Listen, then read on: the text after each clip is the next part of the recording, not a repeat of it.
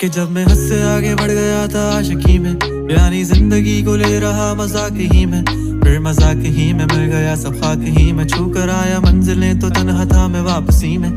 जैसे फूल तोड़े होंगे तुमने झोली भर के, मैं वो फूल जो कि रह गया था शाख ही में।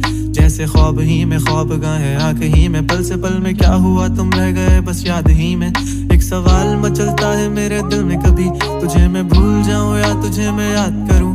तुझी को सोच के लिखता हूँ जो भी लिखता हूँ, अब लिख रहा हूँ तो फिर क्यों ना एक सवाल करूं। मैं इस सवाल से गम को बदल दूं खुशियों में, पर इन बेजान सी खुशियों से क्या कमाल करूं। पर अब सवाल भी कमाल तू संभाल ले फिलहाल, ये सवाल बेचा जाल क्या मैं चाल चलूं।